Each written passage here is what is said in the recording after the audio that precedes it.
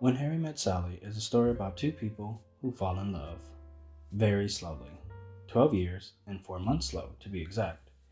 It is a story about two people, about a woman who simply likes things a certain way, and a man who thinks he has it all figured out, and yet it takes 12 years and 4 months to figure out that he doesn't. And in this way, When Harry Met Sally is a story about two people who fall in love, but it is also very much a story about a man who has a lot of growing up to do.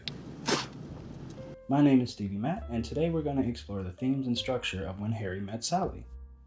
Welcome to It's Not That Deep.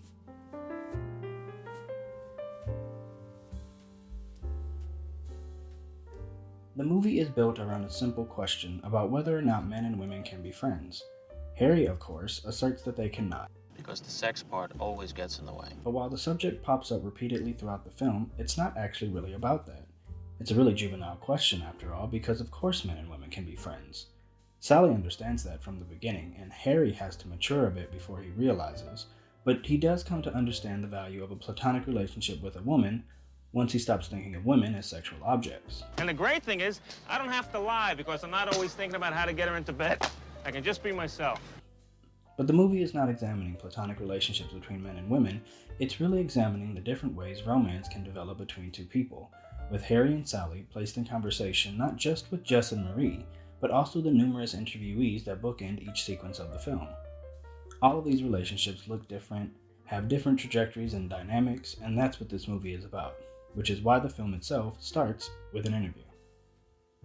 In this interview, the man tells a very romantic story about how he knew the minute he saw her that the woman sitting next to him would be his wife.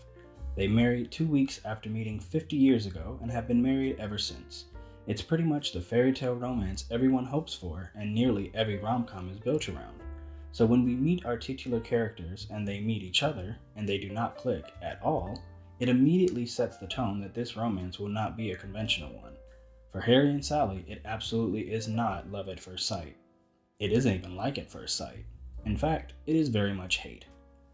Recently graduated from college, Harry is very smug and self-assured, certain that he has a deep understanding of the world and certainly a better understanding than someone as genuinely happy and content with the world and her future as Sally.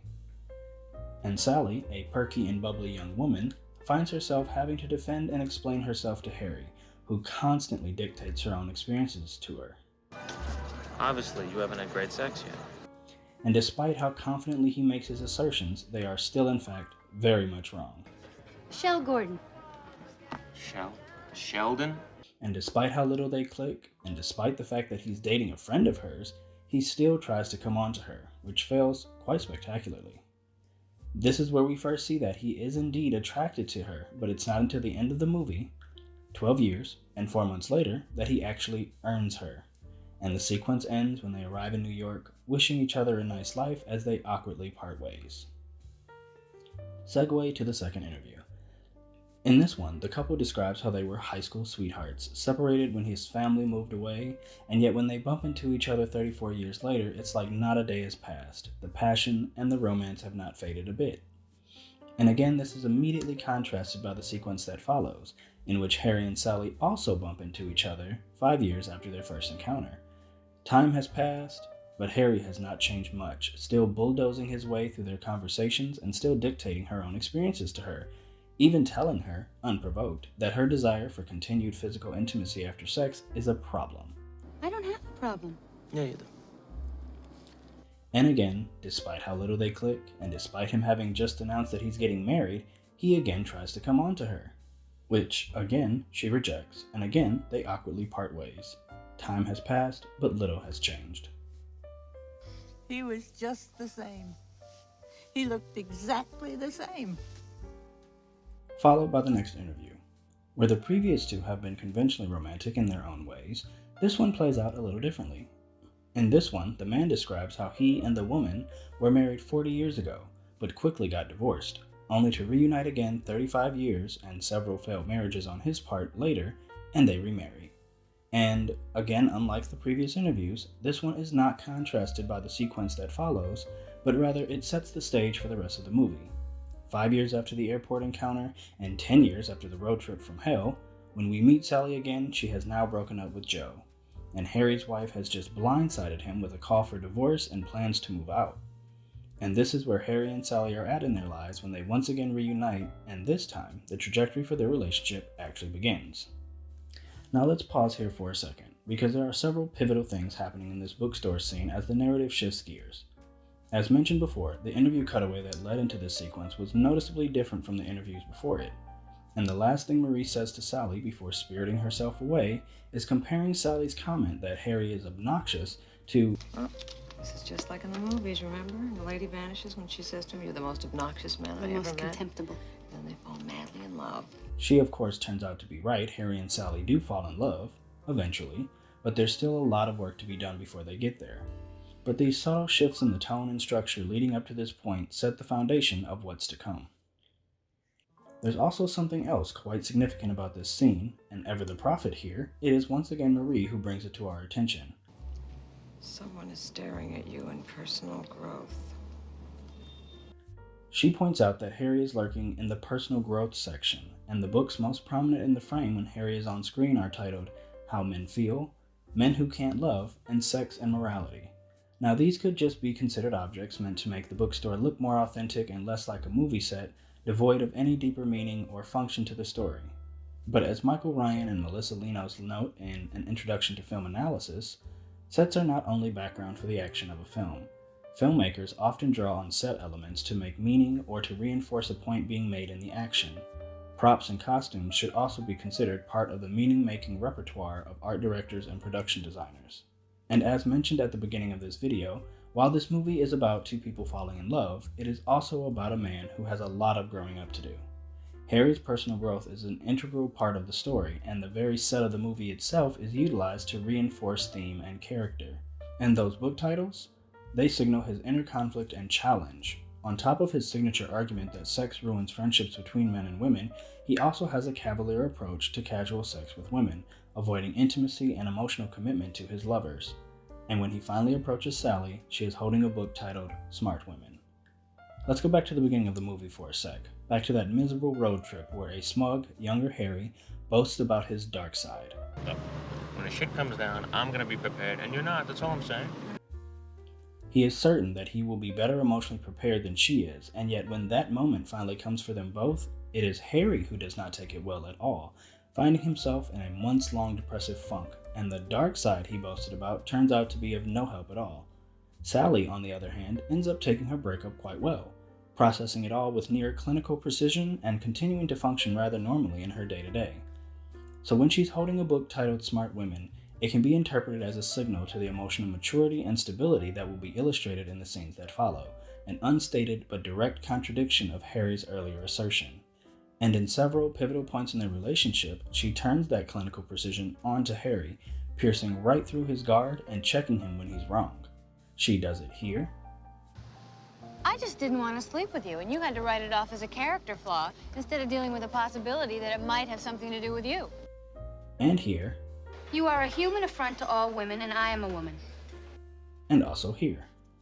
Harry, you're gonna have to move back to New Jersey because you slept with everybody in New York, and I don't see that turning Helen into a faint memory for you. But her own characterization is not totally stagnant throughout the film, however.